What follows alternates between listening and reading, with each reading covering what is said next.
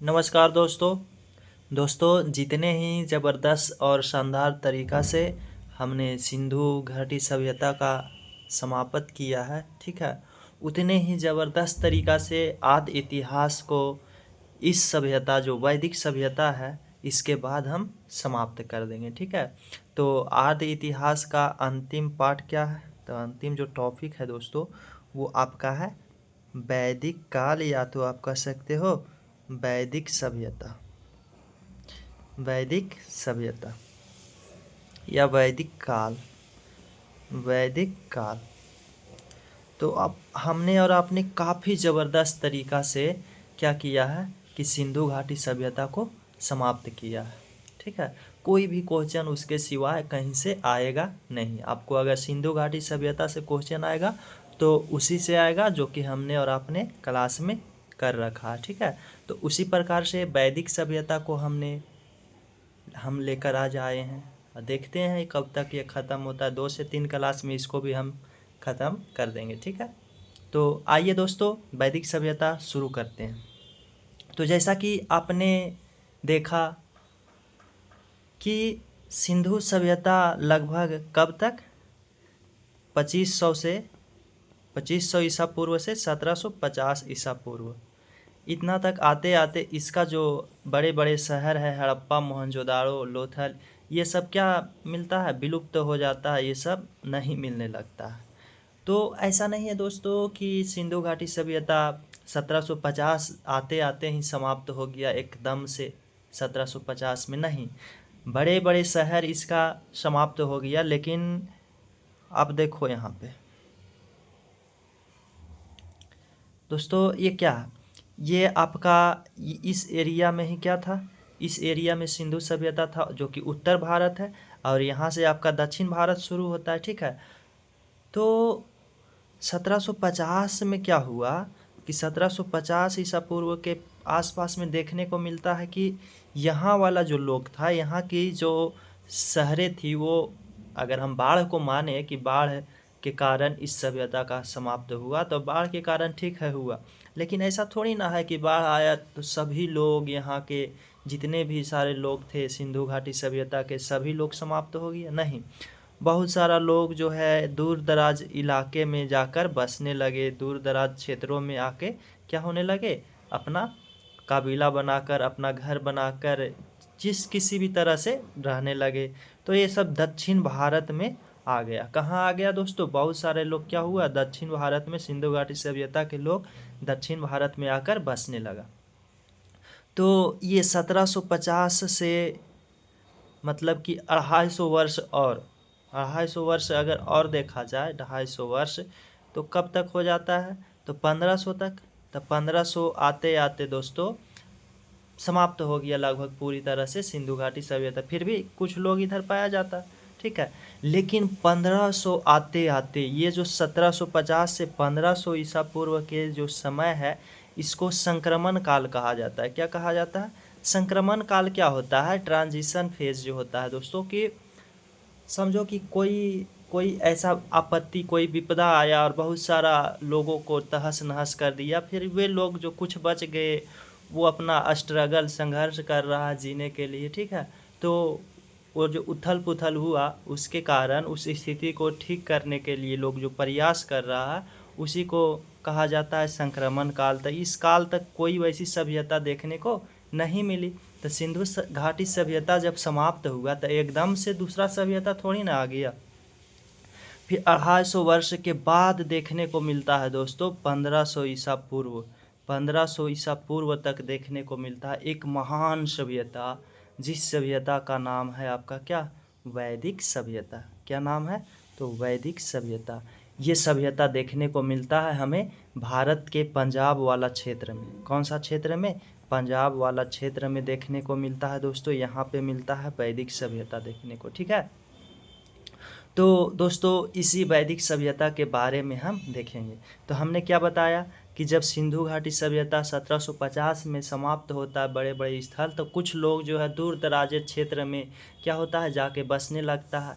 लेकिन ये लोग नहीं वैदिक सभ्यता का है, ये तो बहुत कम सारे लोग थे। लेकिन फिर मध्य एशिया से कहा जाता है कि कुछ लोग आए ठीक है। कुछ लोग मध्य एशिया से आए, पशु पशु को चराते चराते मध्य एशिया से अफ़गानिस्तान से भारत के पंजाब वाला क्षेत्र में आया और वहीं कबीला के रूप में आया और रहने लगा पशुपालन करते करते, ठीक है। तो इस प्रकार से भारत में उसका विस्तार हुआ। तो वही आर्य लोग, उसी को क्या कहा जाता है, आर्य लोग, जो कि मध्य एशिया से आया। यही आर्य लोग जो है किसका मतलब कि संस्थापना करता है, तो वैदिक सभ्यता का संस्थापना करता है, ठीक है।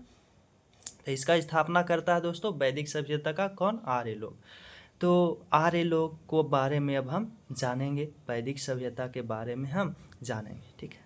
तो आपने देख लिया कि 1500 ईसा पूर्व से वैदिक सभ्यता शुरू होता है। कहाँ से शुरू होता है वैदिक सभ्यता, तो वैदिक सभ्यता जो है आपका सभ्यता दोस्तों, वैदिक सभ्यता ये क्यों, तो वेदों से, चूँकि इस सभ्यता के बारे में हमें जो जानकारी मिलती है वो वेदों से मिलती है। किससे मिलती है, वेदों से मिलती है, ग्रंथों से मिलती है। इसलिए इस सभ्यता को वैदिक सभ्यता कहा जाता है। क्या कहा जाता है, वैदिक सभ्यता कहा जाता है, ठीक है। वेदों से जानकारी मिलती है, इसलिए इसको क्या कहा जाता है, वैदिक सभ्यता कहा जाता है। तो भारत में आर्यों का आगमन, जो आर्य लोग स्थापना इसका किया, आर्यों का आगमन कब माना जाता है, तो 1500 ईसा पूर्व। 1500 ईसा पूर्व अब तक जो है सिंधु घाटी सभ्यता पूरी तरह से खत्म हो चुका था। तो चूँकि वैदिक सभ्यता जो है दोस्तों 1500 ईसा पूर्व से शुरू होता है, तो वैदिक सभ्यता, तो एक दो समय होगा, एक तो होगा प्रारंभिक समय और एक क्या होगा, अंतिम समय। और एक क्या होगा, प्रारंभिक और अंतिम। जैसे सिंधु घाटी सभ्यता में हमने देखा कि एक समय क्या था, तो प्रारंभिक समय मतलब कि हड़प्पा के पहले, पूर्व हड़प्पा काल, फिर हड़प्पा काल, फिर हमने देखा हड़प्पा के उत्तर मतलब हड़प्पा काल के बाद वाला समय कुछ स्थल देखने को मिलता है।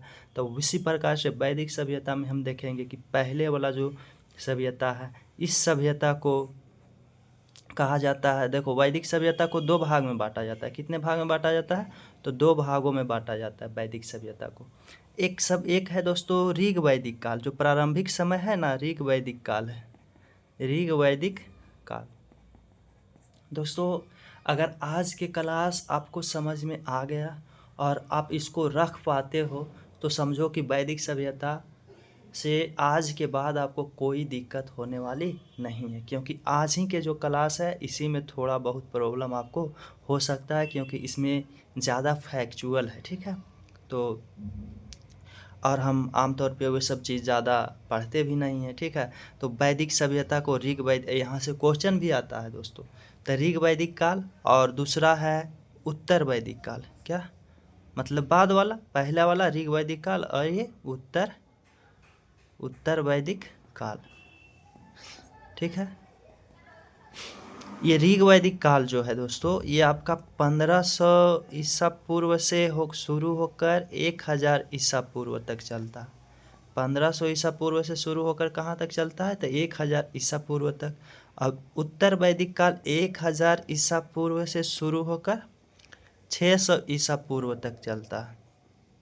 जैसा कि हमने पहली क्लास में बता रखा है कि 600 के बाद जो है कौन सा इतिहास शुरू हो जाता है आपका, तो ऐतिहासिक काल शुरू हो जाता है। क्या हो जाता है, ये है आद ऐतिहासिक और फिर इसके बाद ऐतिहासिक काल, ठीक है। तो ये दोस्तों वैदिक काल को हमने दो भागों में बांटा, ऋग वैदिक काल, उत्तर वैदिक काल। ऋग वैदिक काल जो है आपका क्या, ऋग वैदिक काल ये सबसे प्रारंभ का समय है, प्रारंभ का समय।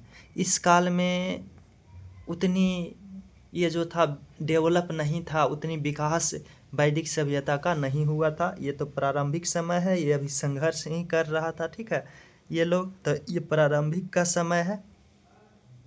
और ये काल जो है दोस्तों, ये काल जो है ये बाद वाला काल है। इस सभ्यता का इस समय में 1000 से 600 ईसा पूर्व में पूरा क्या हो गया था, विकास हो चुका था। क्या विकसित हो चुका था, क्या हो चुका था दोस्तों, इस सभ्यता का विकास अच्छी तरीके से और एक महान सभ्यता के रूप में विकसित हो गया था। कौन सा, तो ये वैदिक सभ्यता, तो ये प्रारंभ का समय है, जिस समय उतना विकसित नहीं था, ठीक है। ये अभी संघर्ष ही कर रहा था। फिर जब 1000 से 600 ईसा पूर्व, जैसे हमने देखा था 3500 से 2500 ईसा पूर्व में क्या देखा कि धीरे धीरे अभी वो विकास उसका हो रहा था, ठीक है, प्रारंभिक स्थान पे। और 2500 से दोस्तों जो 1750 हमने देखा, वो कितना डेवलप, कितना विकास सभ्यता हो गया था उस सभ्यता का, ठीक है। ठीक उसी प्रकार से ये प्रारंभिक का समय है, और ये बाद वाला समय है जो कि क्या है, पूरी तरह से इस सभ्यता का विकास हो गया था, भारत में विस्तार भी इसका हुआ था, ठीक है। तो ये है दोस्तों इसका प्रारंभिक और बाद वाला भाग, ऋग वैदिक काल, और जो कि 1500 से 1000 ईसा पूर्व, और उत्तर वैदिक काल 1000 से 600 ईसा पूर्व। चूँकि दोस्तों ऋग वैदिक काल, आप समझो ऋग वैदिक काल, ऋग वैदिक काल, ठीक है। ऋग वैदिक काल जो कि हमने क्या बता रखा कि ये है 1500 ईसा पूर्व से लेकर 1000 ईसा पूर्व, ये काल है दोस्तों। इसका जो संस्थापक है वैदिक काल का, वो कौन है? संस्थापक हमने बता रखा कि आर्य थे। कौन थे? आर्य। यहाँ पे आर्य शब्द का जो अर्थ होता है, आर्य शब्द का अर्थ, इसका जो अर्थ होता है दोस्तों, वो होता है श्रेष्ठ व्यक्ति। क्या होता है? श्रेष्ठ व्यक्ति। यही आर्य का हम लोग भी वंश है दोस्तों। श्रेष्ठ व्यक्ति या उच्च कुल में जन्मा व्यक्ति, श्रेष्ठ व्यक्ति या क्या दोस्तों, या उच्च कुल में जन्मा व्यक्ति। दोस्तों आर्य लोग कहाँ से आए थे? तो मध्य एशिया से आए, ये बाद में हम देखेंगे, आज आप केवल जानो, ठीक है।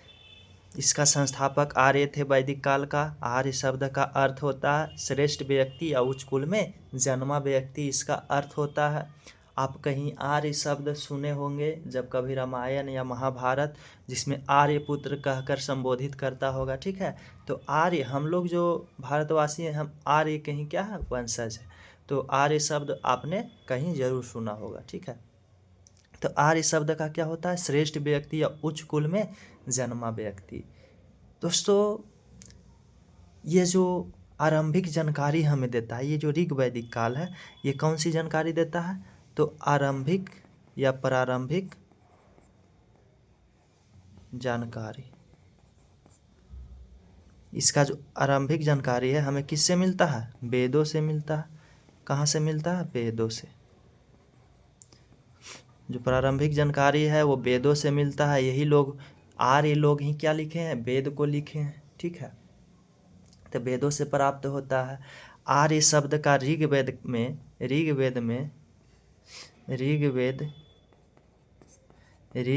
में जो आर्य शब्द है दोस्तों, आर्य शब्द, इसको 176 बार लिखा गया। कितना बार? 176 बार मिलता है दोस्तों लिखा हुआ। तो आर्य शब्द कितना बार मिलता है? 176 बार मिलता है, ठीक है। हम ऋग वैदिक काल देख रहे हैं, तो ऋग वैदिक काल की जानकारी की जो प्रारंभिक समय है, तो ऋग वैदिक काल की जानकारी ऋग्वेद से मिलेगा। वेदों की संख्या टोटल 4 है दोस्तों। तो ऋग्वेद एक है, तो ऋग्वेद जो है, ऋग्वेद से संबंधित ऋग वैदिक काल के बारे में जानकारी देता है। जो प्रारंभिक, जो सबसे प्राचीन वेद है वो ऋग्वेद है। तो प्राचीन समय, सबसे वैदिक काल के सबसे प्रारंभिक या प्राचीन समय की जानकारी ऋग्वेद से मिलेगा, ठीक है। आरंभिक समय ऋग्वेद से हमें मिलता है, ठीक है। तो आर्य शब्द का अर्थ जो है क्या होता है? श्रेष्ठ या व्यक्ति या उच्च कुल में जन्मा व्यक्ति। ऋग वैदिक काल जो है आरंभिक, मतलब कि हमें जानकारी मिलता है इस काल में, ठीक है। आरंभिक जानकारी आर्यों के बारे में, जो आरंभिक जानकारी मिलता है किसके बारे में? तो आर्यों के बारे में, या तो आप कह सकते हो वैदिक सभ्यता के बारे में, वैदिक सभ्यता के बारे में। तो वैदिक सभ्यता के बारे में हमें प्रारंभिक जानकारी किससे मिलता है? तो ऋग्वेद से मिलता है, या ऋग वैदिक काल में मिलता है, ठीक है। फिर ऋग्वेद में आर्य शब्द का कितना बार प्रयोग किया गया है? 176 बार किया गया है। चूँकि हमें वैदिक काल की जानकारी वेदों से मिलता है। किससे मिलता है दोस्तों? तो वेदों से मिलता है। वैदिक काल की जानकारी हमें किससे मिलता है? तो वेदों से मिलता है, वेदों से मिलता है। ठीक है, अब देखते हैं ये वेद कितना होता है। तो वेदों की संख्या जो होता है दोस्तों 4 होता है। वेदों की संख्या 4 होता है। अगर हमें वैदिक काल की जानकारी वेदों से मिलता है, जिसमें से प्रारंभिक जानकारी ऋग्वेद से मिलता है, ऋग्वैदिक काल में। ठीक है, तो वेदों की संख्या कितना हो गया आपका? 4 हो गया। पहला है दोस्तों ऋग्वेद, ऋग्वेद। दूसरा सामवेद, ये सब आपको याद भी होगा। ठीक है, ऋग्वेद कुछ कुछ जरूर आपको याद होगा। ऋग्वेद, सामवेद, यजुर्वेद और एक होता है अथर्ववेद। ये 4 होता है। ठीक है, ऋग्वेद, सामवेद, यजुर्वेद और अथर्ववेद। ये जितना भी वेद है दोस्तों इसी काल में लिखा गया है। कौन से काल में? तो वैदिक काल में। ठीक है, जो कि 1500 से लेकर कहाँ तक है? 600 तक है। ठीक है, एक तो इसी को 2 भागों में हमने बांट दिया, ये ऋग वैदिक काल और उत्तर वैदिक काल। ठीक है, तो ये हमने देखा दोस्तों। अब देखते हैं ऋग्वेद क्या होता है, सामवेद क्या होता है, यजुर्वेद और अथर्ववेद। बारी बारी से सभी को हम देखेंगे विस्तार रूप में। ठीक है, तो ऋग्वेद दोस्तों ये सबसे हमने जैसे कि बता रखा है कि सबसे ये जो है सबसे बड़ा एवं पुराना वेद है। सबसे बड़ा और सबसे पुराना वेद है। कौन सा वेद? ऋग्वेद। ऋग्वेद में 10 मंडल है। कितना मंडल है? 10 मंडल। मंडल क्या होता है? मतलब चैप्टर। क्या इसमें किसी भी किताब में कितना चैप्टर होता है? तो इसमें 10 चैप्टर है। अलग अलग टॉपिक पे इसका अलग अलग चैप्टर है, जिसमें से दोस्तों 10 मंडल में से हम कुछ को याद रखते हैं जो कि इम्पोर्टेंट है। 10 मंडल बोले तो 10 चैप्टर। ठीक है, तीसरे तीसरे जो मंडल है, तीसरे मंडल, इस तीसरे मंडल में दोस्तों तीसरे मंडल से आपका जो गायत्री मंत्र आप उच्चारण करते हो ना, गायत्री मंत्र, जो कि सूर्य देवता को क्या है? सूर्य को समर्पित है। ठीक है, सूर्य को क्या है? समर्पित है। तो गायत्री मंत्र जो कि आप उच्चारण करते हैं वो होता है कि उससे क्या होता है, आपके दिमाग का जो ये क्या होता है, ऑर्गेन होता है, उसमें झंझनाहट जैसी उत्पन्न होता है। ठीक है, तो वो फ्रीक्वेंसी से उसका जो उसमें ओम शब्द आता है ना, तो वो जो गायत्री मंत्र है इसी से लिखा गया। ठीक है, इसी से लिया गया है। तो गायत्री मंत्र किस मंडल में है? तीसरे मंडल में। ऋग्वेद के 10 मंडल में से तीसरे में गायत्री मंत्र, जो कि क्या होता है कि ओम भूर्भुवस्वः तस्य तुर्वरेण्यं भर्गो देवस्य धीमहि धियो यो नः प्रचोदयात्। ठीक है, तो ये जो होता है गायत्री मंत्र है, जो कि तीसरे मंडल में। ये सब क्वेश्चन पूछता है दोस्तों कि ऋग्वेद के कौन से मंडल में गायत्री मंत्र है? तो तीसरे मंडल में क्या है आपका? गायत्री मंत्र है। और चौथे मंडल है दोस्तों, चौथे मंडल, इसमें कृषि के बारे में। किसके बारे में? कृषि, जो खेती करते हैं उसके बारे में जानकारी दिया गया। ठीक है, और इसके 9वें मंडल में, 9वें मंडल ये सोम देवता को समर्पित है। किनको? सोम देवता। तो सोम देवता के बारे में विस्तृत जो जानकारी मिलता है वो कहाँ से मिलता है? तो 9वें मंडल से मिलता है। और एक बचा 10वें मंडल। 10वें मंडल से दोस्तों आपको मिलता है वर्ण विभाजन, कि वर्ण विभाजन वैदिक काल में कैसा था। जैसे वर्ण विभाजन मतलब जाति का विभाजन जो आज हम जानते हैं। ठीक है, तो वर्ण विभाजन मिलता है किस मंडल से? 10वें मंडल से। तो हमने और आपने क्या देखा? तो आपका क्या हो गया कि ऋग्वेद जो होता है सबसे बड़ा और सबसे पुराना वेद है। 10 मंडल है, मतलब 10 चैप्टर इस बुक में है। ठीक है, इस ग्रंथ में है, जिसमें से तीसरे मंडल में तीसरे चैप्टर में क्या है? गायत्री मंत्र है। चौथे में क्या है? कृषि है। 9वें में सोम देवता और 10वें में वर्ण विभाजन। और किसी से पूछता नहीं है क्वेश्चन दोस्तों। ठीक है, यही जो है इम्पोर्टेंट है इसका। तो आइए दोस्तों अलग अलग वेदों का हम ये ऋग्वेद, सामवेद, अथर्ववेद, यजुर्वेद का अध्ययन कर लेते हैं। ठीक है, तो पहला आपका क्या हो गया? पहला हो गया आपका ऋग्वेद। ठीक है, तो ऋग्वेद हमने बताया कि ऋग्वेद जो है सबसे बड़ा और सबसे बड़ा है और प्राचीन वेद, सबसे प्राचीन वेद है, मतलब सबसे पुराना। सबसे बड़ा और सबसे पुराना वेद कौन है? तो ऋग्वेद आपका हो गया, ठीक है। इसी ऋग्वेद को दोस्तों हमने कहा कि इसी ऋग्वेद में जो है आपको क्या मिलता है? तो 10 मंडल मिलता है। कितना मंडल है? 10 मंडल है इस ऋग्वेद में, 10 मंडल, जिसमें से ये 10 मंडल में हमने कुछ को बताया कि इसमें से तीसरा जो मंडल है, तीसरे में क्या है? तो तीसरे में जो है गायत्री मंत्र है। क्या है? गायत्री मंत्र। तीसरे में आपका गायत्री मंत्र है। चौथे में क्या है? तो चौथे में आपका कृषि बारे में बताया गया है, कृषि का कैसे उत्पादन होगा, ठीक है।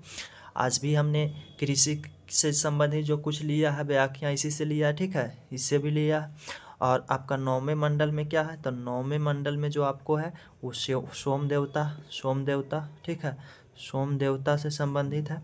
और 10वें मंडल जो है, 10वें मंडल में क्या है? वर्ण विभाजन, ठीक है। तो ये ऋग्वेद है दोस्तों। इस ऋग्वेद में दोस्तों, ऋग्वेद की जो मतलब कि मंत्रों की संख्या, श्लोकों की संख्या, सॉरी, इसमें जो श्लोक है दोस्तों, क्या है? इसमें सूक्त या श्लोक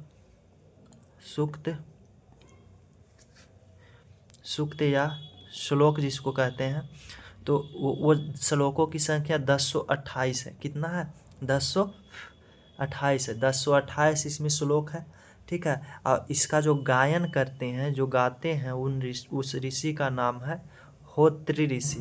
क्या नाम है? होत्री ऋषि। इसका गायन होत्री ऋषि करते थे। तो होत्री ऋषि इसका गायन, ठीक है। तो हमने देख लिया किस वेद को? तो ऋग्वेद को, जो कि सबसे बड़ा और सबसे प्राचीन वेद है। इसमें 10 मंडल है। तीसरा गायत्री मंत्र, चौथा कृषि, 9वां सोम देवता, 10वां वर्ण विभाजन, सूक्त या श्लोकों की संख्या 1028, और इसका गायन होत्री ऋषि करते हैं, ठीक है। फिर इसका उपवेद देखेंगे, इसका ब्राह्मण ग्रंथ देखेंगे दोस्तों, ठीक है। तो इसका जो उपवेद होता है वो आयुर्वेद होता है, ठीक है। ब्राह्मण ग्रंथ जो होता है इसका, वो आगे बताएंगे हम। ब्राह्मण ग्रंथ इसका ऐत्रेय और कौशिकीय होता है, इसका उपनिषद ऐत्रेय होता है, ठीक है। इस प्रकार से हम देखेंगे क्या होता है इसका। तो इसका ऋग्वेद का जो क्या हमने बताया कि ऋग्वेद का उपवेद, ठीक है। तो उपवेद जो होता है दोस्तों, इसका होता है आयुर्वेद। क्या? आयुर्वेद। और इसका जो वो आगे हम बता देंगे दोस्तों, ठीक है। अभी यही देखते हैं, इस पहले वेद देख लेते हैं, ठीक है। तो वेद हमने ऋग्वेद देख लिया। इसके बाद क्या है? सामवेद। तो सामवेद के बारे में हम देखते हैं दोस्तों। ये सामवेद जो है, ये पद शैली में लिखा गया है दोस्तों। कौन सी शैली में है? पद शैली। मतलब क्या होता है? पद शैली में जो गाना है, गीत है, कविता जो हम बोलते हैं, ये कविता पद शैली में लिखा जाता है। तो इस जो सामवेद है, इसको भारतीय संगीत का जनक कहा जाता है। भारतीय संगीत का क्या है? ये जनक है दोस्तों। मतलब कि संगीत के बारे में जो सारे गा मा पा धा नी है, सारे गा मा पा धा नी, ये जो लिया गया है, ये कहाँ से जो हम उच्चारण करते हैं संगीत में, सारे गा मा पा धा नी, तो ये जो है सामवेद से ही लिया गया है। तो भारतीय संगीत का जनक कौन सा वेद को कहा जाता है? तो सामवेद को कहा जाता है। सामवेद कौन सी शैली में है? गाना मतलब पद शैली, ठीक है। गाना मतलब एक पद शैली होता है दोस्तों, एक गद्य शैली होता है, दो शैली। तो ये जो गद्य शैली होता है, इसमें आप उपन्यास लिखते हैं, उपन्यास जो बड़े कहानी लिखते हैं, आत्मकथा, ये गद्य शैली होता है, ठीक है। कविता, गीत, गाना, ये सब जो है पद शैली। तो पद शैली में कौन सा वेद मिलता है? तो सामवेद भारतीय संगीत का जनक कहा जाता है, ठीक है। इसी से भारतीय संगीत बनता है, ठीक है। सारे गा मा पा धा नी सा इसी से लिया गया। और साथ साथ में इसका जो गायन करते हैं वो ऋषि का नाम है, गायन जो करते हैं वो ऋषि का नाम है दोस्तों उद्गाता। क्या? उद्गाता ऋषि। और ऋग्वेद का क्या? होत्री ऋषि, ठीक है। तो इसका उद्गाता ऋषि गायन करते हैं। तो यही है सामवेद। इसके बाद हमने बताया कि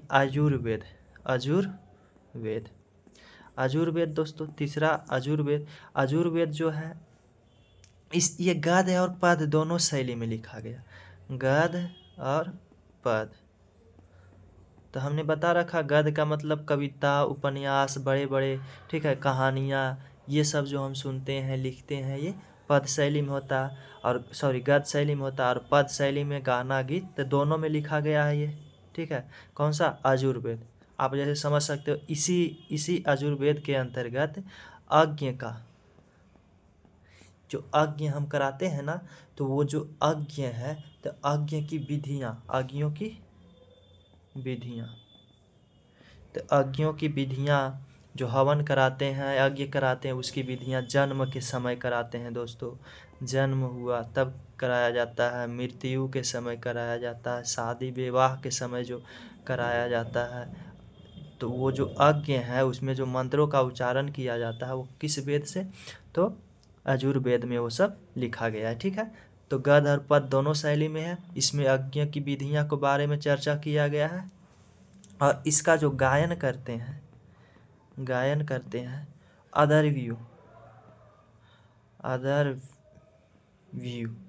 अधर्व्यू ऋषि। कौन ऋषि? अधर्व्यू ऋषि, ठीक है। तो अधर्व्यू ऋषि इसका गायन करते हैं। तो ये है दोस्तों आपको आयुर्वेद की गद्य और पद्य दोनों शैली में लिखा गया, दोनों शैली में लिखा गया, ठीक है। इस भारतीय ये जो है ये जो यज्ञ कराते हैं उसका विधियाँ इसमें मिलता है। क्या मिलता है? यज्ञों की विधियाँ मिलता है। और गायन कौन है? अधर्व्यू ऋषि करते हैं। सामवेद ये जो है पद शैली में, भारतीय संगीत का जनक सारेगामापधनिसा, इसी में गायन उद्गाता ऋषि करते हैं। कौन है? तो उद्गाता ऋषि, ठीक है। तो हमने देख लिया ऋग्वेद, सामवेद, आयुर्वेद, और एक बच गया कौन सा आपका? तो आपका एक बच गया तंत्र मंत्र जादू टोना, अथर्ववेद। अथर्ववेद, तो अथर्ववेदा जो है ये क्या है? इसमें तंत्र, जो आज तंत्र मंत्र ये सब जादू टोना ये सब करते हैं, इसी वेद में उसको बारे में लिखा गया। तंत्र मंत्र तो यहीं से सब लिया गया है दोस्तों, हम लोग वेद से ही सब सीखते हैं, ठीक है। तंत्र मंत्र जादू टोना, औषधि विज्ञान या औषधि के बारे में, दवा के बारे में, ठीक है। जो हम प्राकृतिक औषधि बनाते हैं पेड़ पौधों से, जड़ी बूटी ये सब करते हैं, तो औषधि चिकित्सा के बारे में जो लिया गया है, बताया गया है, वो कौन सा वेद में? तो वो अथर्ववेद में बताया गया है। किस वेद में बताया गया है? अथर्ववेद में। अथर्ववेद सबसे नया वेद है, नवीनतम वेद। नवीनतम वेद मतलब कि पहले वो तीनों पहले बन चुका, ढेर पहले, और उसके बहुते समय बाद अथर्ववेद बना, तो नवीनतम वेद है, ठीक है। तो ये है जो सबसे नवीनतम वेद है। यहाँ तक आप लोग को समझ में आ ही रहा होगा, ठीक है। इसका जो गायन करते हैं, इसका गायन जो करते हैं, ठीक है, गायन इसका कौन करते हैं? तो अथर्ववेद का दोस्तों गायन करते हैं ब्रह्मा ऋषि। कौन? ब्रह्मा ऋषि। तो हमने चारों का गायन बता रखा, जिसमें से बताया कि दोस्तों ऋग्वेद का जो गायन करते हैं उनका क्या नाम है। उसके बाद हमने अच्छा ऋग्वेद में हमने बताया कि ऋग्वेद का गायन करते हैं होत्री ऋषि, सामवेद का गायन कौन करते हैं? उद्गाता ऋषि करते हैं, और आयुर्वेद के अधर्व्यू करते हैं, अथर्ववेद के ब्रह्मा ऋषि करते हैं। ये सब ही आपको रखना है दोस्तों, कौन सा वेद में क्या मिलता है। कितनी आसान है, कोई टफ थोड़ी ना है। जिसमें से हमने ऋग्वेद में बताया कि 10 मंडल ये है, सबसे पुराना सबसे प्राचीनतम वेद है, ठीक है, ऋग्वेद। तो ये सब है दोस्तों। तो अथर्ववेद हमने बता रखा, ठीक है, कि अथर्ववेद जो है ये जो दोस्तों तंत्र मंत्र जादू टोना औषधि चिकित्सा, इसलिए ये भारतीय जो चिकित्सा विज्ञान है वो इसी से संबंधित है। भारतीय चिकित्सा विज्ञान का जनक इसको कहा जाता है। इसी से दोस्तों एक और बनता है जिसका नाम है आयुर्वेदा। आप सुने होंगे कि आयुर्वेदा जो दवा चिकित्सा वगैरह से, तो आयुर्वेद का मतलब उद्भव यहाँ से ही होता है। इसका जो उद्भव होता है वो किस वेद से होता है? तो अथर्ववेद से। आयुर्वेद जो दवा दारू ये सब से संबंधित होता है, तो आयुर्वेद से ही उत्पन्न होता है, उद्भव होता है। कौन? आयुर्वेद अथर्ववेद से उत्पन्न, ठीक है। तो ये हमने देख रखा।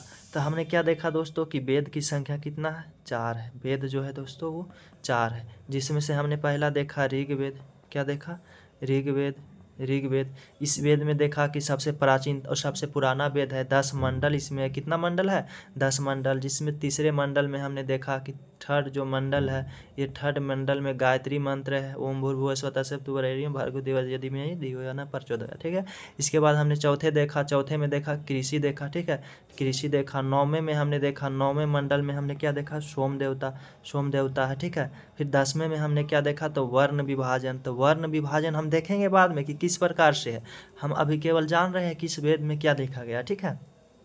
फिर इसके बाद दोस्तों कृषि भी हम देखेंगे। इसके बाद जो है, इसके बाद हमने जो वेद देखा वो देखा क्या? सामवेद। सामवेद हमने कहा दोस्तों कि सामवेद जो है, कौन सा वेद? तो सामवेद। सामवेद आपका जो बताता है वो क्या बताता है? तो इसमें संगीत के बारे में, संगीत जो कि पद शैली में लिखा है। तो संगीत सारेगामापधा निसा, ये सब जो है सामवेद के अंतर्गत है। अच्छा, ऋग्वेद का जो गायन करते हैं उन ऋषि का क्या नाम है? ये हमने बताया, होत्र ऋषि। कौन सा ऋषि? होत्र ऋषि। फिर इसका जो गायन है ये संगीत का, भारतीय संगीत का जनक भी सामवेद को कहा जाता है। तो इसका गायन कौन करते हैं?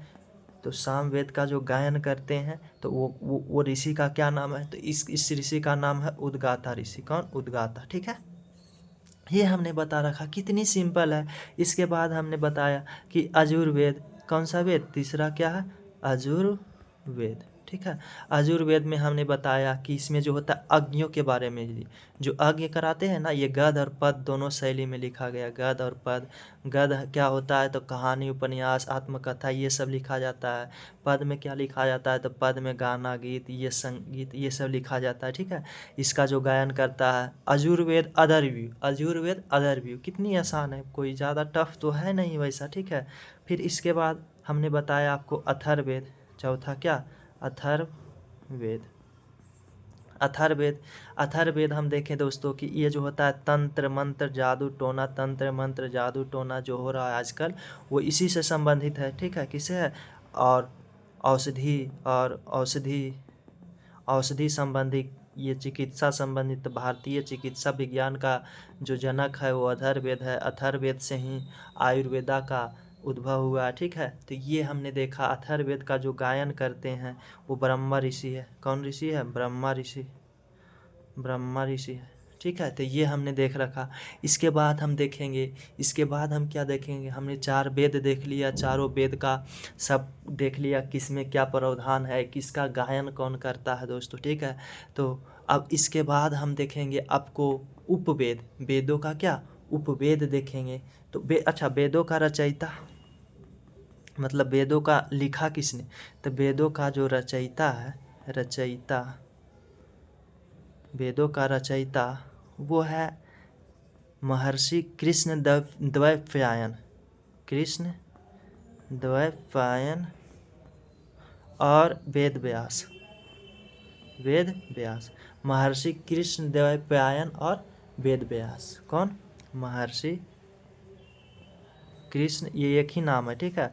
महर्षि कृष्ण द्वैपायन और वेद व्यास जो है वेदों को लिखा है। सबसे पहले वेदों का लिपिबद्ध, मतलब लिपि के रूप में लिखे थे महर्षि कृष्ण द्वैपायन, और ये दोनों मिलकर लिखा कृष्ण द्वैपायन और वेद व्यास। तो ये वेदों के रचयिता हैं। ठीक है। वेदों को लिखने वाले हैं। तो इन्होंने वेद को लिखा, महर्षि कृष्ण द्वैपायन और वेद व्यास। अब हम आगे देखते हैं दोस्तों कि वैदिक साहित्य, जो वैदिक साहित्य है, वैदिक काल में जो साहित्य लिखा गया सो, तो वैदिक साहित्य क्या क्या है? तो वैदिक साहित्य में दोस्तों आपका आ जाता है वेद आ जाता है। ठीक है। मतलब वैदिक काल के बारे में जिससे जिससे जानकारी मिलता है वो क्या है, कौन कौन सी ग्रंथ है? तो वेद है आपका, उपवेद है, ब्राह्मण ग्रंथ है, ब्राह्मण क्या ग्रंथ है, ये भी लिखा गया उसी काल में। वेद है, उपवेद है, ब्राह्मण ग्रंथ है, आपको उपनिषद है। क्या है? उपनिषद, सभी को हम देखेंगे। ठीक है। उपनिषद है, महाकाव्य है, महाकाव्य है, आरण्यक है, आरण्यक है, और एक है दोस्तों वेदांग है, वेदांग, और एक पुराण है। ठीक है। पुराण है। क्या है? तो आपको वैदिक साहित्य क्या है, जो वैदिक काल में लिखा गया, वेद, उपवेद, ब्राह्मण ग्रंथ, उपनिषद, महाकाव्य, आरण्यक, वेदांग और पुराण। ठीक है, वेद को ही और आसान में और डिटेल में लिखा गया, किसमें, उपवेद में।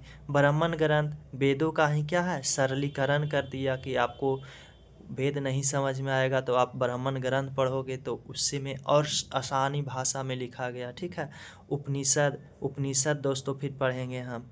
ठीक है, वेदांग जो कि वेदों का अंतिम भाग को वेदांग कहा जाता है, ये सभी हम देखेंगे। ठीक है, तो आइए, वेदांग भी वेद का ही अंग है। उपनिषद दोस्तों ये अंतिम है वेदों का।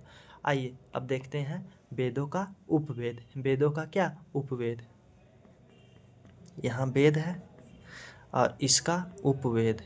हमने क्या कहा कि वेद जो है उसी का और डिटेल में अगर आप पढ़ना चाहो तो वो क्या हो गया, उपवेद हो गया। ठीक है, तो वेद की संख्या कितना हमने देखा, 4 देखा। तो 4 वेद है, कौन कौन सा है, तो ऋग्वेद है, ऋग्वेद, और दूसरा क्या है, सामवेद है जो कि संगीत से संबंधित है। और तीसरा क्या है दोस्तों, तो तीसरा आपका है यजुर्वेद। यजुर्वेद जो कि हमने बता रखा है कि इसमें क्या मिलता है, तो इसमें मिलता है आपको यज्ञ से संबंधित। और चौथा जो आपका है वो है अथर्ववेद, तंत्र मंत्र जादू टोना, जो आयुर्वेदा का जनक इसको कहा जाता है। ऋग्वेद दोस्तों, ऋग्वेद का जो उपवेद है, ऋग्वेद का जो उपवेद है वो आयुर्वेद है। क्या है दोस्तों, तो आयुर्वेद, क्या है, आयुर्वेद। यहाँ पे अजुर्वेद है, ये क्या है, आयुर्वेद। ठीक है, आयुर्वेद इसका उपवेद है। सामवेद का क्या है, तो ये सामवेद का है गंधर्ववेद, गंधर्ववेद जो कि संगीत से संबंधित है। ठीक है, तो सामवेद का गंधर्ववेद। और इसका अजुर्वेद का धनुर्वेद, क्या है, धनुर्वेद।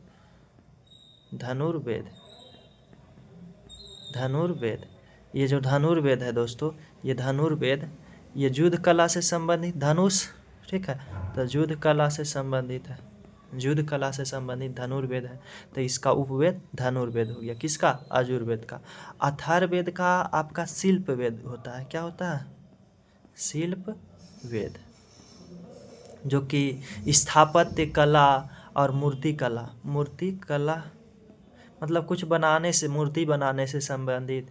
स्थापत्य कला, क्या ये समय में निर्माण किया जाता था, बनाया जाता था, उसका जो कला है, कैसे बनाना है मकान कोई।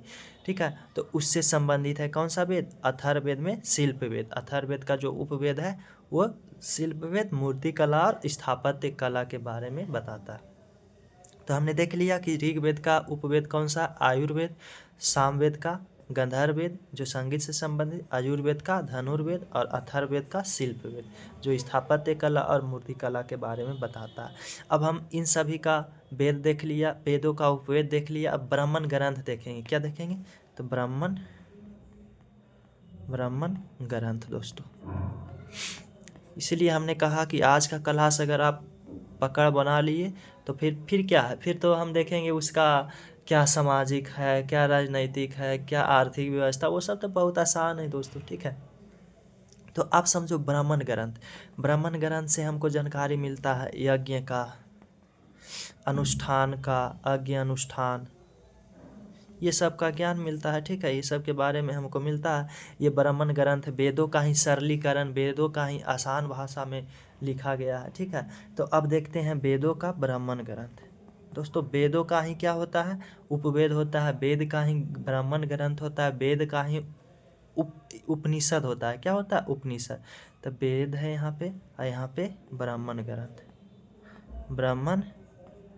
ग्रंथ।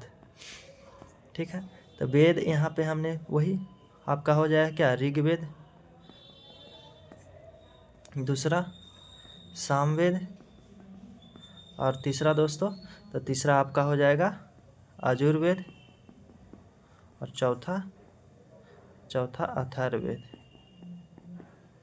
अथर्ववेद। ठीक है, ऋग्वेद का जो ब्राह्मण ग्रंथ है दोस्तों वो क्या है, तो इसका ऐत्रेय है, ऐत्रेय और कौशिकीय। क्या है, ऐत्रेय, और आप ध्यान रखना कि कौशिकीय, क्या, कौशिकी।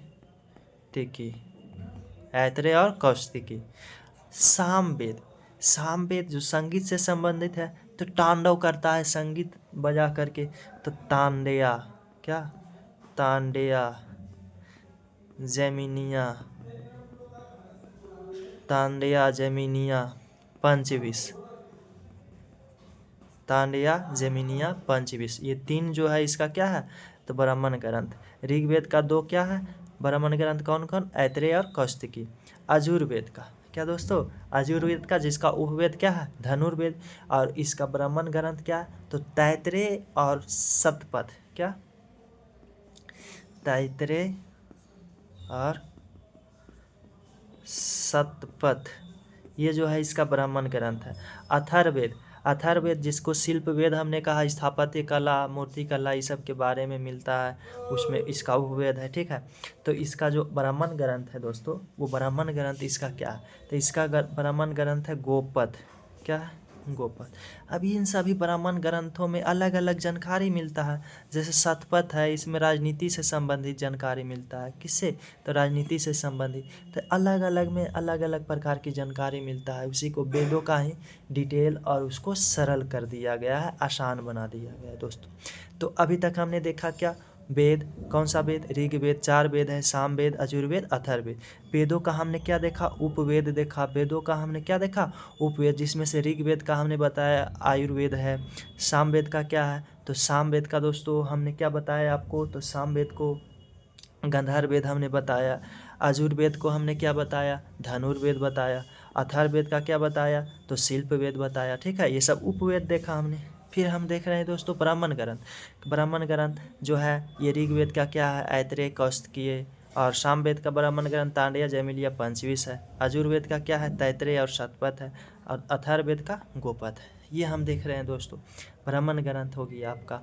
अब हम देखते हैं दोस्तों कि इस देखो आरण्यक, आरण्यक भी हमने लिखा था, तो आरण्यक क्या होता है, आरण्यक का वास्तविक जो अर्थ होता है, इसका वास्तविक अर्थ, अरण्य मतलब जंगल होता है, तो वास्तविक अर्थ है इसका क्या हो जाएगा कि जंगल, इसका मतलब क्या होता है, जंगल। इस आरण्यक में दोस्तों रहस्यवाद, क्या रहस्य, रहस्यवाद, जन्म और मृत्यु संबंधी बातों को इसमें लिखा गया, किसमें, आरण्यक में। तो आरण्यक क्या होता है, तो आरण्यक भी एक वैदिक साहित्य है, इसमें क्या लिखा गया है, तो इसका अर्थ होता है जंगल। तो जंगल में रहकर लोग क्या लिखा, रहस्यवाद, जंगल, जन्म और मृत्यु के बारे में विभिन्न मतलब डिटेल से चर्चा किया हुआ है, ठीक है। दर्शन के बारे में, पुरोहितवाद के बारे में इसमें बताया गया, ठीक है। तो मेन आप रखना जन्म, रहस्यवाद, मृत्यु, ठीक है। फिर दोस्तों इसके बाद हमने बताया था कि आपको उपनिषद देखना है। अब वेदों का ही उपनिषद होता है, वेदों का ही क्या होता है, उपनिषद। ये उपनिषद जो है वेदों का अंतिम भाग, वेदों के अंतिम भाग, अंतिम रूप से उसका वर्गीकरण किया गया है, तो वेदों का अंतिम भाग है उपनिषद। क्या है दोस्तों, उपनिषद। उपनिषद का अर्थ होता है, इसका अर्थ होता है कि गुरु के समीप बैठकर, गुरु के समीप बैठकर ब्रह्म ज्ञान को प्राप्त करना, आका सकते हो आप, ज्ञान प्राप्त करना। तो गुरु के समीप बैठकर क्या करना, ज्ञान प्राप्त करना, क्या होता है, उपनिषद होता है। उपनिषद दोस्तों काफ़ी इम्पोर्टेंट है अच्छे जिंदगी को जीने के लिए। इस उपनिषद में दार्शनिक, दर्शन को और आध्यात्मिक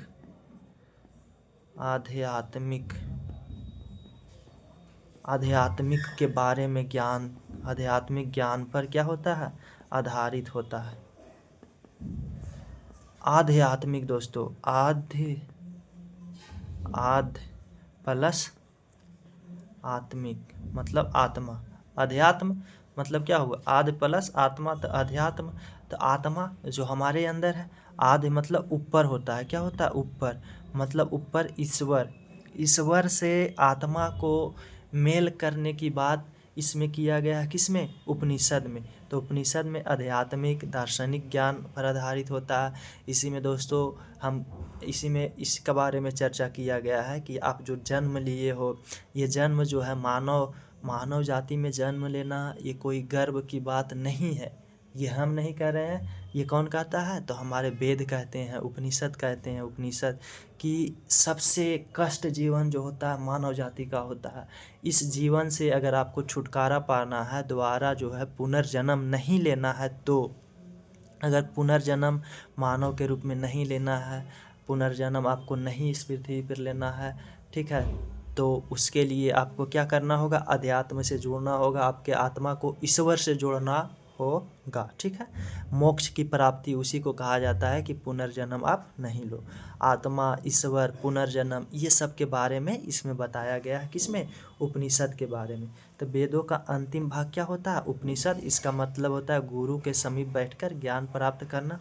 तो बहुत सारे लोग अध्यात्म से जुड़ रहे हैं, ठीक है। कहीं पे जाता है जहाँ मतलब कि गुरु आते हैं, वहाँ बैठ के लोग सुनते हैं कथा, ये करते हैं, ठीक है। तो अध्यात्म के बारे में, तो अध्यात्म मतलब ही होता है कि ईश्वर से अपना कनेक्शन बनाना, ठीक है।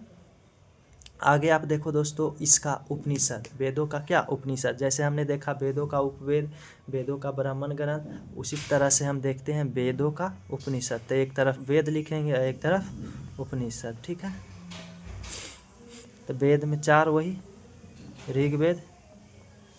ऋग्वेद, दूसरा सामवेद और यजुर्वेद। इतना बार लिखेंगे कि आपको ऐसे ही याद हो जाएगा, ठीक है। और एक है आपका अथर्ववेद, अथर्ववेद। ऋग्वेद का उपनिषद होता है दोस्तों वही जो उसका क्या होता है? तो उसका ब्राह्मण ग्रंथ हमने जो देखा ऐतरेय, तो इसका ऐतरेय ही होता है क्या? उपनिषद। उपनिषद की संख्या टोटल दोस्तों 108 है। कितना है? तो टोटल उपनिषद की संख्या कितना है आपका? तो 108 है, जिसमें से कुछ महत्वपूर्ण उपनिषद को ही हम देख रहे हैं। ऐसा नहीं है कि ऐतरेय जो ऋग्वेद है उसका केवल ऐतरेय ही मतलब उपनिषद है। केवल महत्वपूर्ण जो है, जो इम्पोर्टेंट है, उसी को हमें देखना है, ठीक है। तो कुछ महत्वपूर्ण उपनिषद, कुछ महत्वपूर्ण उपनिषद, ठीक है, जिसमें से ऐतरेय हो गया किसका? ऋग्वेद का। ऋग्वेद का क्या उपनिषद हो गया? ऐतरेय उपनिषद। सामवेद का, तो सामवेद जिसका हमने देखा ब्राह्मण ग्रंथ तांडीय जमीलिया पंचविश, तांडीय जमीलिया पंचविश हमने इसका देखा। और इसका सामवेद का गंधर्ववेद, उसका उपवेद हमने देख लिया, ठीक है, कि सामवेद का जो होता है उपवेद गंधर्ववेद होता है और तांडीय जमीलिया पंचविश ब्राह्मण ग्रंथ होता है। अब इसका उपनिषद देखना है, तो इसका उपनिषद होता है छांदोग्य, छांदोग्य उपनिषद। कौन सा उपनिषद? छांदोग्य उपनिषद, ठीक है। तो ये देखना है दोस्तों, कोई खास टफ नहीं है, ठीक है। तो अब आयुर्वेद का देखते हैं, अजुर्वेद, सॉरी क्या, अजुर्वेद। अजुर्वेद हमने देखा इसका उपवेद होता है धनुर्वेद। हमने देखा इसका शतपथ, और एक और हमने बताया कि इसका जो होता है क्या, ब्राह्मण ग्रंथ, सॉरी दोस्तों, ब्राह्मण ग्रंथ जो होता है वो इसका क्या होता है? तैतरेय और शतपथ, तैतरेय और क्या, शतपथ। अब इसका हम देख रहे हैं उपनिषद। उपनिषद क्या होता है? तो इसका उपनिषद आप जानो कि उपनिषद होता है तैतरेय, तैतरेय जो कि इसका क्या होता था? तो तैतरेय इसका जो होता था ब्राह्मण ग्रंथ होता था, ठीक है। तो तैतरेय, और इसका होता है मुंडकोपनिषद, सॉरी बृहदारण्यक होता है, क्या, बृहदारण्यक, बृहदारण्यक। और एक होता है जिसका नाम है दोस्तों कठोपनिषद, क्या, कठोपनिषद। यह जो है उपनिषद है, तैतरेय, बृहदारण्यक, बृहदारण्यक और कठोपनिषद। तैतरेय, बृहदारण्यक और कठोपनिषद। तैतरेय, बृहदारण्यक और कठोपनिषद किसका है? अजुर्वेद का उपनिषद है। अजुर्वेद का उपनिषद है तैतरेय, ब्राह्मण ग्रंथ और कठोपनिषद। तो ये उपनिषद हो गया। अब देखते हैं अथर्ववेद का। किसका उपनिषद? तो अथर्ववेद का उपनिषद। अथर्ववेद का उपनिषद होता है प्रश्नोपनिषद, प्रश्नोपनिषद। उपनिषद लिखा प्रश्न प्लस उपनिषद, तो प्रश्नोपनिषद। और मुंडकोपनिषद, मुंडकोपनिषद। और मांडुक्यो, क्या, मांडुक्यो। इसी मुंडकोपनिषद से दोस्तों सत्यमेव जयते जो शब्द हम यूज करते हैं, सत्यमेव जयते, तो इसी से लिया गया है। सत्यमेव जयते कहाँ से लिया गया है? मुंडकोपनिषद से लिया गया। और हमने बता दिया कि ऋग्वेद से क्या लिया गया है? तो गायत्री मंत्र लिया गया, ठीक है। तो मुंडकोपनिषद किसका उपनिषद है? तो अथर्ववेद का। इसी मुंडकोपनिषद से क्या लिया गया? सत्यमेव जयते, मतलब सत्य का हमेशा जीत होता है। सत्य का हमेशा, सत्य जो है जलील हो सकता है, परेशान हो सकता है, ठीक है, लेकिन जीत हमेशा अंतिम में किसका होता है? सत्य का ही होता है।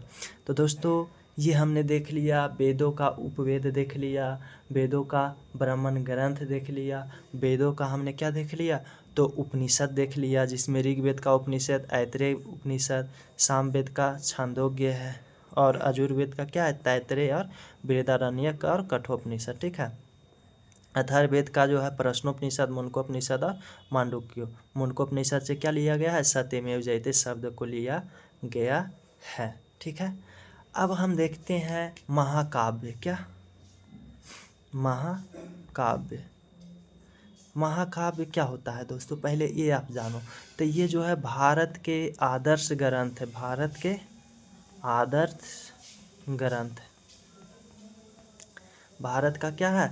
आदर्श ग्रंथ है। इसमें दोस्तों, इसमें आपको भारत के या प्राचीन भारत के, प्राचीन भारत के राजनीति, प्राचीन भारत के राजनीति, समाज और संस्कृति, और क्या? संस्कृति संबंधी इसमें जानकारी देता है।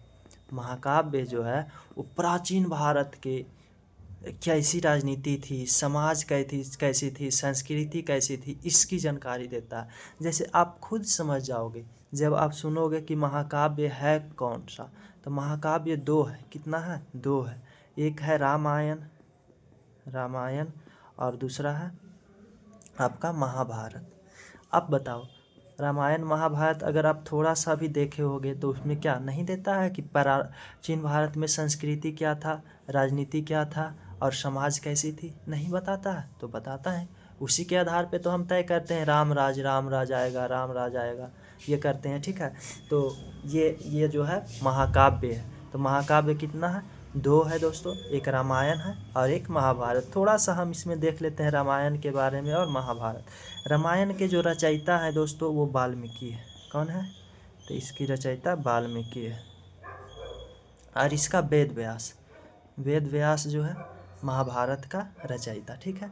रामायण में जो श्लोक है वो प्रारंभिक में 6000 था, फिर 12000 हुआ, और फिर वर्तमान में 24000।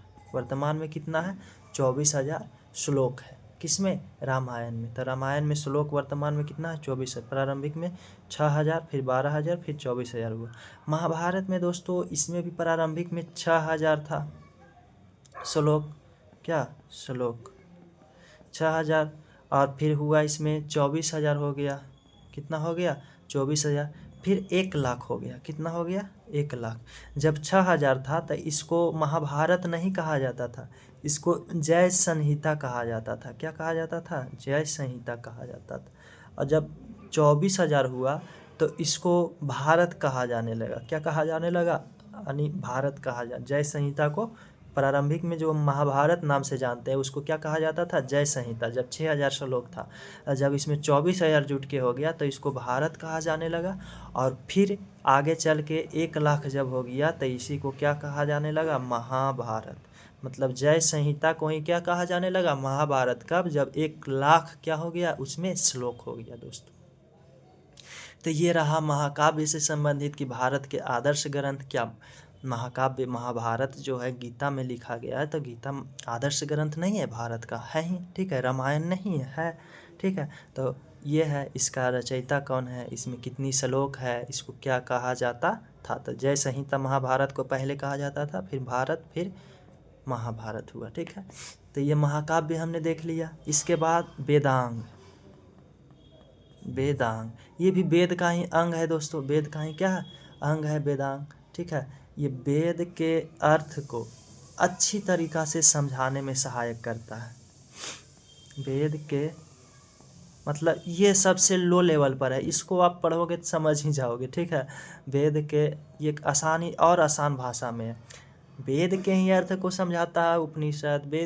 वेद में उपनिषद जुट गया, वेद में ही क्या जुटा, आपका उपवेद जुटा। वेद के ही अर्थ को समझाता है आपका क्या, ब्राह्मण ग्रंथ। ठीक है, तो ये सब है। तो आपका वेद के अर्थ को आसान तरीके से समझने में मदद होता है। ठीक है, किसके द्वारा, वेदांग के द्वारा। ठीक है, ये जो होता है कम शब्दों में अधिक तथ्य रखता है, कम शब्दों में अधिक तथ्य है, मतलब पतला सा किताब है। ठीक है, तो कम शब्द में अधिक जानकारी आपको दे देता है कौन, वेदांग दे देता है। ठीक है, वेदांग दे देता है। तो ये रहा आपका दोस्तों वेदांग। वेदांग की संख्या 6 है। कितना है वेदांग की संख्या, वेदांग कितना है आपको, तो वेदांग 6 है, जिसमें से पहला है शिक्षा, वेदांग 6 है। एक शिक्षा है, कल्प है, कल्प है, व्याकरण है, क्या है, शिक्षा है। तो वेद में व्याकरण का भी प्रयोग किया गया। बिना व्याकरण जाने क्या आप वेद को समझ पाओगे, नहीं। तो शिक्षा लेना पड़ेगा, कल्प सीखना होगा, व्याकरण को जानना होगा। ठीक है, निरुक्त है, निरुक्त है, और छंद है, छंद है दोस्तों, और एक ज्योतिष, ज्योतिष। 6 पाठ इसका हो गया, किसका, वेदांग का। शिक्षा, कल्प, व्याकरण, निरुक्त, छंद और ज्योतिष। 1 2 3 4 5 और 6। शिक्षा, कल्प, व्याकरण, निरुक्त, छंद और ज्योतिष, क्या हो गया, वेदांग दोस्तों। तो आज के क्लास में दोस्तों हम यहीं पे रखना चाहेंगे, क्योंकि काफ़ी लंबा और ये सब संबंधित जो होगी। अब हम देखेंगे आर्य का आगमन। आर्य का जो आगमन हुआ भारत में, आगमन संबंधित तथ्य आगे की क्लास में देखेंगे। उसका समाज देखेंगे, ये सब देखेंगे अगला क्लास में। ठीक है, तथ्य। तो आज हमने क्या देखा दोस्तों, एक शॉर्ट में हम रिवीजन इसका देख लेते हैं। तो आज हमने देखा क्या, तो हमने देखा वैदिक सभ्यता। वैदिक सभ्यता के बारे में हमने पढ़ा कि वैदिक सभ्यता कब शुरू होता है। तो जैसे जैसे वो ख़त्म होता है, ठीक है, 1500 ईसा पूर्व के आसपास में ये दिखाई देता है। 1500 ईसा पूर्व के आसपास में ये सब मध्य एशिया से आते हैं। आर्य लोग कहाँ से आते हैं, मध्य एशिया से आते हैं। ठीक है, मध्य एशिया से आते हैं। ये कौन, मैक्स मुलर बताते हैं, इसको हम देखेंगे बाद में। ठीक है, तो वैदिक काल को 2 भाग में हमने बांट रखा है, एक ऋग वैदिक काल और दूसरा उत्तर वैदिक काल। ऋग वैदिक काल जो है सबसे प्रारंभिक समय है, जो कि 1500 से 1000 ईसा पूर्व है। उत्तर वैदिक काल जो है 1000 से 600 ईसा पूर्व है। 600 ईसा पूर्व के बाद की गई है इसमें वर्णन। ठीक है, ऋग वैदिक काल सबसे प्रारंभिक समय, जो कि किससे मिलता है, ऋग्वेद से जानकारी मिलता है। जो ऋग्वेद क्या है, वेदों, जो वैदिक सभ्यता के बारे में हमें जानकारी मिलता है वो किससे मिलता है, तो वेदों से मिलता है। वेदों की संख्या कितनी है, 4 है। ठीक है, आर्य शब्द हमने बताया कि आर्य शब्द का अर्थ होता है श्रेष्ठ व्यक्ति। ठीक है, श्रेष्ठ व्यक्ति या उच्च कुल में जन्मा व्यक्ति। तो वेदों की संख्या 4 हमने बताया, जिसमें ऋग्वेद हमने बताया सबसे पहला। हमने सामवेद बताया, सामवेद बताया। ठीक है, और सामवेद के बाद हमने क्या बताया, तो अजुर्वेद हमने बता रखा है दोस्तों, अजुर्वेद, और एक अथर्ववेद। ठीक है, काफ़ी हमने फैक्ट आज बता रखा आप लोगों को। ठीक है, तो ऋग्वेद, ऋग्वेद में हमने बताया आपको कि ऋग्वेद जो होता है ये सबसे प्राचीन और सबसे बड़ा वेद है। ठीक है, इसमें 10 मंडल है। कितना मंडल है, 10 मंडल है, जिसमें से हमने बताया कि तीसरा मंडल में जो है गायत्री मंत्र है, गायत्री मंत्र। चौथा मंडल में कृषि आपका है। 9वां मंडल में सोम देवता है। 10वां मंडल में क्या है, तो 10वां मंडल में हमने बता रखा कि आपको वर्ण विभाजन है। क्या है दोस्तों, वर्ण विभाजन। इसका जो गायन करता है, ऋग्वेद का गायन कौन करते हैं, होत्र ऋषि करते हैं, होत्र ऋषि करते हैं। ठीक है, यह है दोस्तों।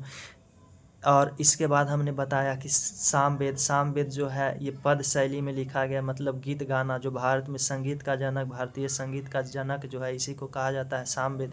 इसका गायन कौन करते हैं, तो उद्गाता ऋषि करते हैं, उद्गाता ऋषि करते हैं। ये हमने बताया कि फिर हमने बता रखा आजुर्वेद जो है।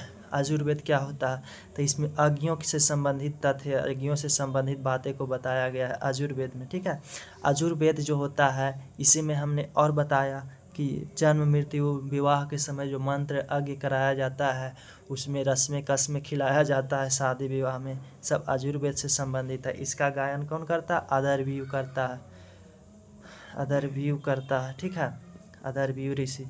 फिर अथर्ववेद हमने बताया दोस्तों कि अथर्ववेद जो होता है तंत्र मंत्र जादू टोना से संबंधित अथर्ववेद है, ठीक है। इसमें जो होता है आयुर्वेदा का जनक इसी को कहा जाता है। आयुर्वेदा जो चिकित्सा विज्ञान से संबंधित है, भारतीय चिकित्सा विज्ञान का जनक अथर्ववेद को इसका गायन जो करता है वो कौन करता है, तो ब्रह्मा ऋषि करता है, ब्रह्मा ऋषि। फिर हमने सभी वेदों का उपवेद बताया, जिसमें से ऋग्वेद का उपवेद क्या होता है, तो आयुर्वेद होता है, आयुर्वेद होता है, ठीक है। आयुर्वेद होता है ऋग्वेद का उपवेद। सामवेद का उपवेद हमने बताया कि सामवेद का जो उपवेद होता है दोस्तों वो क्या होता है आपका, तो गंधर्ववेद होता है, गंधर्ववेद। अजुर्वेद का धनुर्वेद होता है।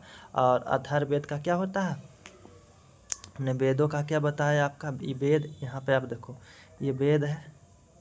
फिर हमने इसका उपवेद बताया। फिर हमने इसका आपको क्या बताया, ब्राह्मण ग्रंथ बताया, ब्राह्मण ग्रंथ बताया। फिर इसका उपनिषद हमने बताया, जिसमें से ऋग्वेद है, ऋग्वेद है, ऋग्वेद का हमने उपवेद बताया, यजुर्वेद होता है, इसका ब्राह्मण ग्रंथ ऐत्रेय होता है। तो दोस्तों काफ़ी हद तक हमने देख रखा है, ठीक है। तो हमने क्या बताया कि कुछ कारणवश से कोई आ गया था तो हमको रुकना पड़ा था, ठीक है। तो हमने बताया वेद का उपवेद, वेदों का ब्राह्मण ग्रंथ और इसका उपनिषद, जिसमें से ऋग्वेद पहला हमने देखा, ऋग्वेद का उपवेद क्या होता है आपका, तो इसका होता है आयुर्वेद। और इसका ब्राह्मण ग्रंथ ऐत्रेय होता है, क्या होता है, ब्राह्मण ग्रंथ ऐत्रेय। और क्या होता है दोस्तों, तो कौशिकी, ठीक है। इसका उपनिषद क्या होता है, तो उपनिषद भी ऐत्रेय हमने बता रखा, ऐत्रेय।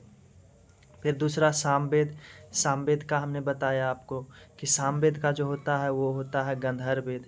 उपवेद क्या होता है, गंधर्ववेद, गंधर्ववेद, ठीक है। और इसका जो ब्राह्मण ग्रंथ होता है दोस्तों, ब्राह्मण ग्रंथ जो होता है, कितना प्रेम से हम आपको बताएं कि इसका जो ब्राह्मण ग्रंथ होता है वो तांडेय होता है। तांडव करना है तो तांडेय जमिलिया पंचविश, ठीक है। और इसका जो उपनिषद होता है, किसका, तो इसका जो उपनिषद होता है दोस्तों, वो उपनिषद होता है आपका छांदोग्य, क्या होता है, छांदोग्य, छांदोग्य, ठीक है। फिर तीसरा हमने बता रखा आप लोगों को कि यजुर्वेद, जिसका उपवेद होता है धनुर्वेद, क्या होता है, धनुर्वेद, ठीक है। और इसका जो ब्राह्मण ग्रंथ होता है वो तैत्रेय होता है और शतपथ होता है, क्या होता है, तैत्रेय और शतपथ, शतपथ होता है। और इसका जो उपनिषद होता है दोस्तों वो होता है तैत्रीय होता है, बृहदारण्यक होता है, कठोपनिषद होता है, ठीक है। फिर चौथा हमने देखा कि अथर्ववेद, अथर्ववेद जो होता है, इसमें अथर्ववेद का हमने बताया ये आपको क्या, शिल्पवेद, शिल्पवेद जो उपवेद होता है। और इसका गोपथ होता है, क्या, गोपथ होता है आपका ब्राह्मण ग्रंथ। और इसका उपनिषद जो होता है वो क्या होता है, तो प्रश्नोपनिषद है, मुंडकोपनिषद है, मांडुक्यों है, जिसमें मुंडकोपनिषद में हमने बताया कि इसी से लिया गया है सत्यमेव जयते।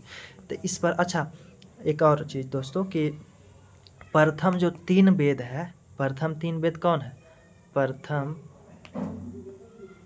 Oh my God battery is low, ये ख़त्म हो गया दोस्तों, ठीक है। हमें लगता है बोर्ड का काम तमाम हो गया, अब नहीं ये डिलीट हो रहा है, चाइनीज़ सामान है, ठीक है।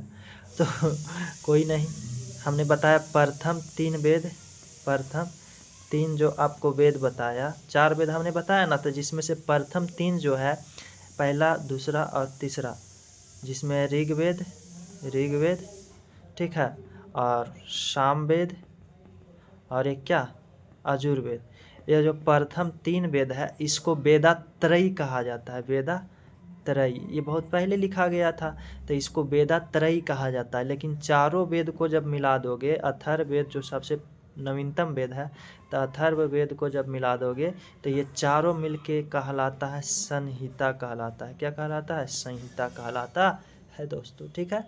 तो वेदों से संबंधित पूरी जानकारी हमने आप लोगों को दे दिया। अब आर्यों से संबंधित, जो आर्यों का आगमन संबंधित है वो हम देखेंगे, ठीक है। चलिए, तो यहीं तक आज रखते हैं दोस्तों। बाकी अगले क्लास में देखेंगे बोर्ड का स्थिति देखते हुए आज ख़त्म किया जाता है क्लास को। ठीक है दोस्तों, जय हिंद, धन्यवाद दोस्तों।